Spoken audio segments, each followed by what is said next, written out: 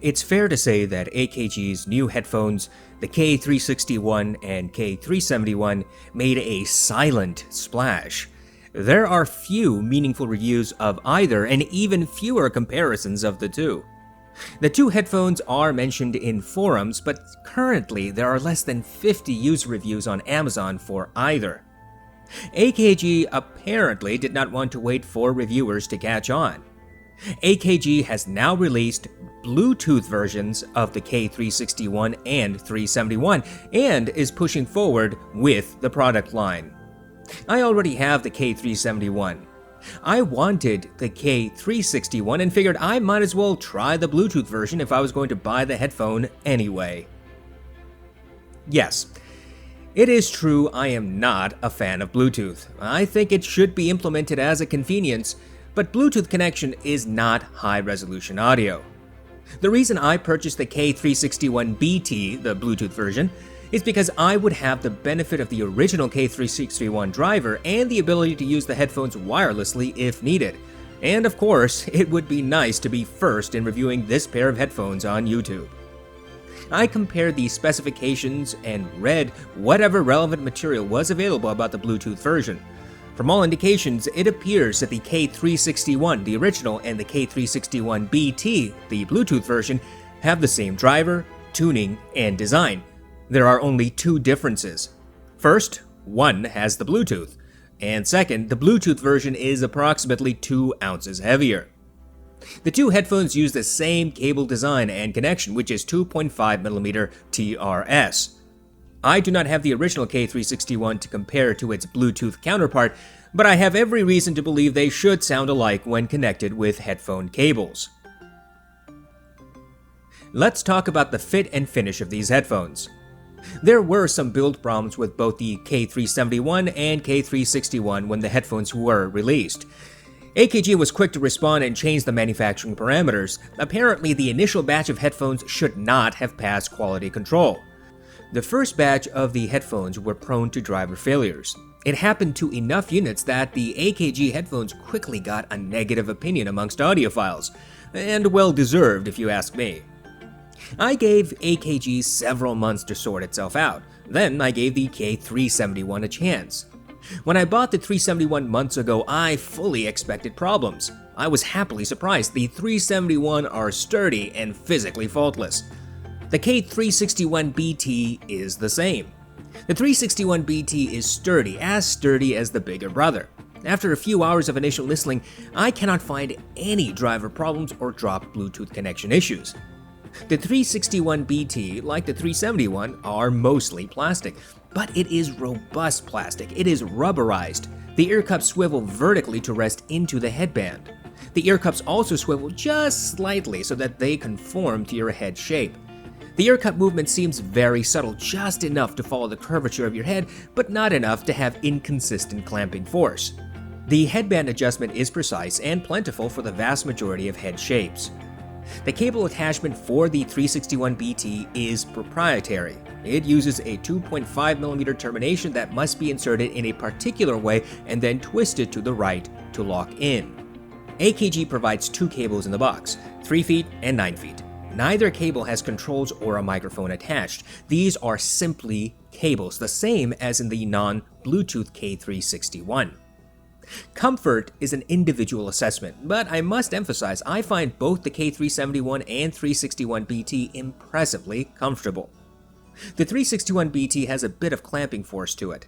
Jumping up and down will likely dislodge them, but turning your head repeatedly and violently will not. However, I strongly recommend you do not do that anyway. The cushion on the headband is just about right, I think. I cannot feel the headband when the headphones are on my head, which obviously is a good thing.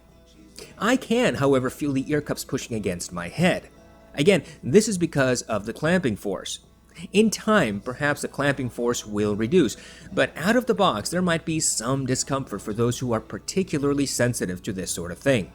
As for weight, it is negligible. Yes, there are lighter headphones on the market, but the 361-BT is not a heavy set.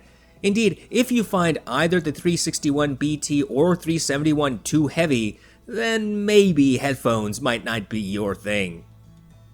Overall, my personal scale of comfort is the following. The most uncomfortable headphones I've ever worn are the audeze Sine and one more triple driver. That would be a 1 on the spectrum. The Beyerdynamic DT1770 would be a 2. The most comfortable headphones I have worn are the Fostex T60RP. That would be a 10. The Sennheiser HD650 and 660S would be an 8. The K361-BT is probably a 7, above average comfort. I wish the ear cup openings were slightly larger and deeper. Those with above average sized ears will find that their ears touch the inside of the ear cups. Passive sound isolation is excellent. The headphones block out ambient noise better than most headphones I've tried. The combination of clamping force and ear pads make it difficult for me to hear the person sitting next to me on the couch. I have the Sony WH-MX1000 Mark III. You gotta love Sony's nomenclature.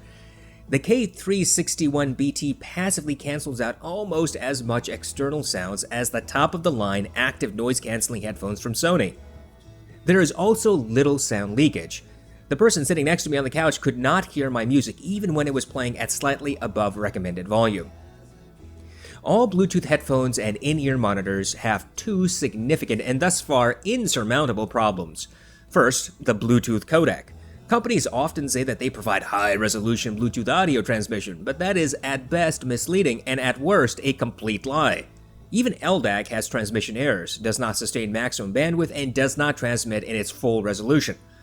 Bluetooth 5.0 and 5.1 are fairly robust and signal dropouts are more infrequent, but both your source and your receiving device must have the same Bluetooth generation and the same Bluetooth codec version for you to take advantage of the more robust signal strength. The second problem is amplification. I have never heard a Bluetooth headphone or in-ear monitor that had sufficient amplification. The amplification modules in Bluetooth headphones are simply inefficient and unable to power the drivers. There is a noticeable difference between wired and wireless connection. Paired with even a cheap amplifier like the FX Audio DAC X6 or the audeze S3, the cable connection on the 361-BT provides a noticeable improvement in sound quality than over Bluetooth signal. The K361-BT suffers from both Bluetooth issues, which should be no surprise. The sound quality between wired and wireless is immediately noticeable. AKG says that you can use the 361-BT professionally, both wired and in wireless mode. I would not. If you intend to use these headphones in a professional manner, stick with wired connection. Over Bluetooth, the 361-BT is less resolving. There is a lack of detail, muddier bass response, and mid-sound more recessed. Over wired connection, the driver tightens up, provides more detail and overall resolution. This is in part because of the lack of proper amplification over Bluetooth. Connecting the headphones was simple over Bluetooth. You switch the headphones on and they immediately go into pairing mode. I am perplexed with AKG's marketing, however. There are some very important facts missing in both the manual and on the AKG website. For example, AKG does not say what codec the 361-BT support. I had to check on B&H to find out. The 361-BT supports AAC and SBC. If you are not aware, SBC is the lowest quality Bluetooth codec. AAC is arguably better. It is possible that the 361-BT support higher resolution Bluetooth codec, but it is impossible to tell. Connecting the headphones was simple. You switch the headphones on and they immediately go into pairing mode. But there is a problem. If you pair the headphones to one device and later try to pair to a second device, you won't be able to. I initially paired to my iPhone, and then I decided to pair to my MacBook Pro. When I turned on the headphones, they immediately connected to my phone and skipped the pairing mode. There was simply no way to connect the 361-BT to my computer. This is not an issue with Apple products. This is an issue with the headphones. I attempted the same pairing method with an Android device and my Windows PC, and the same problem occurred. The solution is one of two things. Either turn off the Bluetooth function on the first device, or you can tell your first device to forget the 361-BT. This is a significant oversight. Most Bluetooth devices can be forced into pairing mode. For example, if you hold down the power button for a few seconds, the device will automatically start in pairing mode, even if it has been paired with another device. The 361-BT has no such function. The power switch is either on or off. This is such a stupid mistake that I am struggling to understand why a trusted brand like AKG did it. Either this was an oversight brought on by the engineers drinking pint-sized tequila shots as they designed the headphones, or the engineers simply did not care and believed no one would want to pair the headphones to more than one device. Whatever the reason, AKG should be ashamed of its stupidity. Speaking of stupid, the K361-BT charges with a micro USB cable. This is getting really old. I could excuse the use of micro USB had the headphones been released 4 years ago. Then again, I would have excused the limited Bluetooth codecs 4 years ago as well. But it is the year 2020, and USB-C should be implemented in every device, and any Bluetooth headphone in the year 2020 should have more than 2 codecs. Why AKG hampered the K361-BT in this way is frankly perplexing. I said previously that AKG did not provide important facts in their marketing. Well, it certainly would be important to know that the K361-BT have touch control. But go ahead, scour the AKG webpage and look at the datasheet they provide. Touch controls are not mentioned, at least nowhere I saw. But the K361-BT does have touch control. These controls are on the left ear cup where the AKG lettering is printed. Up and down swipes control the volume, left and right swipes commands the track forward and backward. The swipes are frankly very accurate. Some touch control headphones require you to fiddle around until you get the precise point where the touch registers. The first Sony wireless headphones had that problem. But the K361-BT sensor is responsive. Of course, the touch controls do not work when you're connected with a cable. One thing I found is that the touch controls don't work completely when connected to a computer over Bluetooth, whether it's a Mac or PC. The volume up and down will work fine, but the back and forward track do not. These controls either do not register at all or will simply repeat the track currently playing instead of skipping back or forward. Your mileage may vary depending on the software you are using to play back your music.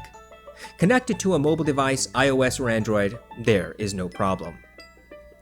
My initial impressions were conducted using the audeze S3 portable DAC and Amazon Music HD. I tested Bluetooth first. Let's just say I was not impressed.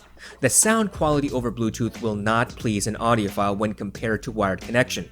Indeed, the Bluetooth resolution, as I said before, is noticeably different from wired connection. Perhaps with stronger amplification, the Bluetooth audio might sound better since the drivers would have more power. But the combination of lackluster Bluetooth resolution and weak amplification, the sound is not particularly awe-inspiring. But over wired connection, the K361-BT come alive. I like to push headphone drivers to their maximum and minimum operating levels. It is important to know if the drivers distort or achieve best performance at a particular volume. With the audeze S3 at 50% volume, the 361-BT drivers start performing at their peak. 75% on the S3 is the sweet spot. Of course, this will be different with another DAC amp. At volumes below 50% on the audeze S3, the 361-BT sounded muddy. There was an overall lack of definition and resolution. Anyone who likes to listen to music at very low volume should look elsewhere, depending on the amplifier you have. You'll be better off with cheap earbuds or the Star Wars themed headphones Walmart sells. You'll save tons of money and achieve the same muddy sound. But at 50% or higher volume on the audeze, the 361-BT performed at its best. The bass does not dig particularly deep. There is some sub-bass presence, but not emphasized. The mid-bass and sub-bass meld slightly, but are not muddy. In fact, the 361-BT has above neutral bass response. In Pure Water by Mustard and Migos, the 361-BT barely recreated the subwoofer effect. The bass was not pounding or overwhelming. It was well controlled. The bass did not distort or meld with the mids. The vocals were clear, though a bit recessed compared to the bass. Angel by Massive Attack also presented well-controlled bass. This song is bass heavy. The 361-BT did not recreate all the rumble present in the recording. The separation of sub-bass and mid-bass was lacking, but not muddy. The vocals were again clear, but a little recessed. In the song Want You Back by Haim, the 361-BT shined. This is not a bassy track. There are a piano, guitar, drums, and 3 vocalists. There is above average separation of the vocalists. When only one or two instruments are playing but all three vocalists are singing, you can hear the separation of each vocalist's voice. However, when all the instruments are playing, the two backup vocalists tend to meld into one voice and become indistinguishable. Again, the mid sounded slightly recessed, just as with the other two songs. In Scherzo for X-Wings, the K361-BT excellently controlled the treble. The horns and brass never got ear-piercing or harsh. Even at excessively loud volume, the 361-BT pulled the treble back several steps. There was above-average stereo separation. In other words, instrument group sets appeared in either left or right ear and were discernible, but individual instruments in a group set were not. For example, although you'll be able to tell when the horns play, you won't be able to pick out one horn from another. Soundstage is about average. Depending on the recording and amplification, you might achieve slightly above average soundstage. An excellent track to test soundstage is Flight from the City by Johan Johansson. This is a piano-centric song. If a headphone overemphasizes a particular frequency or its soundstage is too narrow, the piano will distort. There was no such distortion on the K361-BT. The piano sounded as if I was standing 10 feet away in a medium-sized room. Now, the piano was not particularly detailed, and some of the micro details in the song were missing or not clear.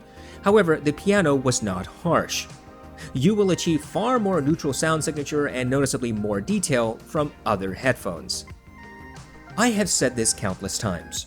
You can use any headphone and setup to mix and master. As long as you know the limitations of your gear, you can achieve good results. But I am pointedly critical of manufacturers who make blatantly misleading claims. AKG is not going to escape that criticism with the K361-BT. AKG says that the 361-BT is for professionals. They boldly claim that these headphones have uncompromising fidelity with detail. That is obviously inexcusably false. No lengthy A/B test is required to determine this. The N80HP50, for example, has better separation and detail retrieval. The Rane RH50 has wider soundstage, clarity, and neutrality. The Rane RH2 has tighter bass response and better bass separation and fidelity. In other words, there are cheaper alternatives to the K361-BT if you want neutral and accurate, and those alternatives would be better suited to professionals. I could not disagree with AKG more. The 361-BT is not for the discerning artist, mixer, or master. But for casual listening, the K361-BT does something that is frankly pretty hard to achieve. The 361-BT and original 361 are based on the Harman curve. The Harman curve is an average of the frequency presentation that typical people prefer. It is not neutral, it is not accurate, it is pleasing for the average person. The 361-BT does that very well. I have many DACs and amplifiers. Some audiophiles lament finding just the right amp and DAC for a sweet or musical or analog sound signature. We will spend hundreds or thousands of dollars to get that sound. Sweet, musical, and analog, in my view, means not harsh, not distorted, smooth, almost intimate vocal presentation. I can plug virtually any headphone into the rather expensive Wu Audio WA7 amplifier and get a super smooth presentation. I can get a similar experience with the Aston Kern L1000. Smooth, sweet, musical, analog, those are the terms I would immediately and unashamedly use for the WA7 and L1000.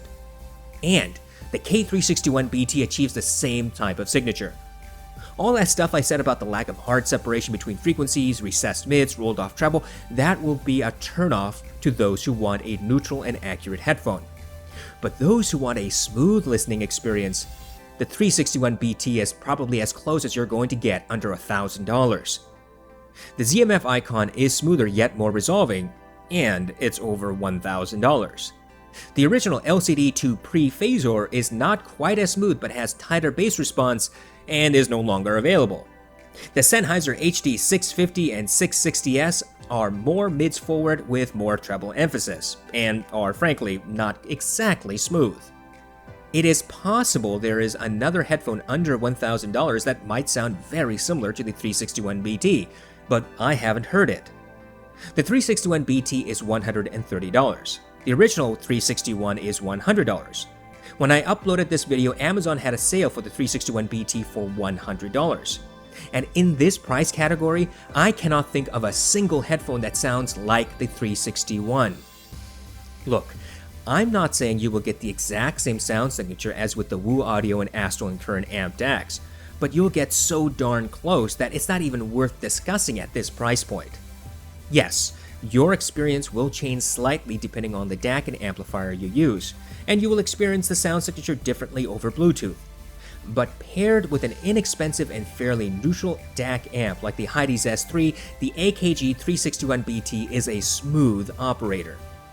A comparison between the K361-BT and the K371 will occur in the future.